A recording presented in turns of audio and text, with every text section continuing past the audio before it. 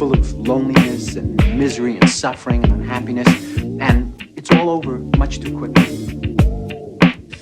The question is, have I learned anything about life?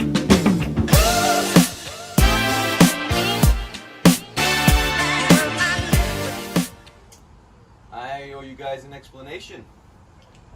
You want to look in here, as you saw in the previous clip, the motor's gone.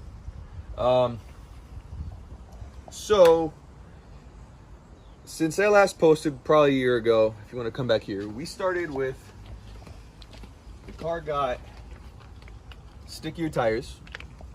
We actually got suspension, if you want to come back here. You can see the coilovers over there. We did a dope new exhaust setup. You can see the coilovers. If you want to come back over here,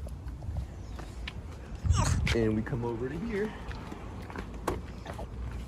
down over yonder, you could see the auxiliary fuel pump down there. So yes, now the car is flex fuel on 85. It made about 650 wheel. And we thought, hey, let's take it to a track day. And I did not think of filming anything, which I apologize to you guys. Now, what this means is I blew her up. We went to Miami Motor Speedway, having a track day, having a great time. And, you know, I did the whole track day, everything finished. And on the way home, I started. I drive out of the track. It had great oil pressure, and all of a sudden it didn't have any oil pressure. And I guess either the pump gave out, but what I think, well, I don't think, but what ended up happening was it spun 2 rod bearings and it spun a main bearing. No, I lied. It didn't spin the main bearing. It just scored it. And now we're in this predicament. Since then, I took the motor out. I took it all apart and found the damage. It actually also had a messed up camshaft. None of this was the tuner's fault. All the pistons looked fine.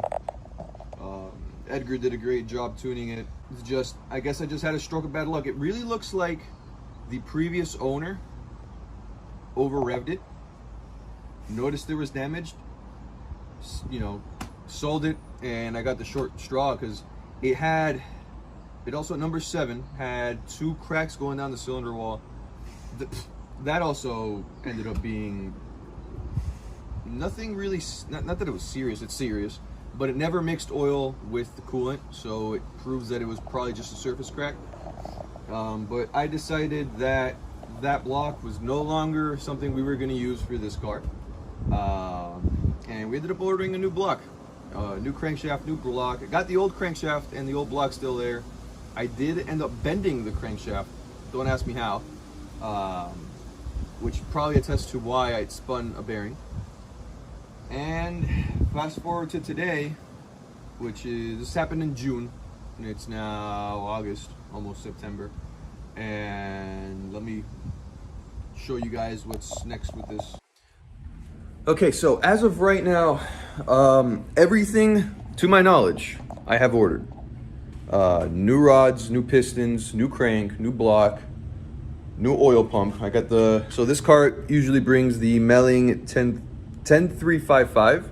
I ended up getting the 10355 high volume. Got new pickup tube, which is almost here. Let's go back here. This is my sea of parts back over here. Excuse the mess, but in this box here, I have gaskets. But this is the fun side. So over here, I've got the blower. I also did go with a Monster triple disc. It's rusty because I ran through some water.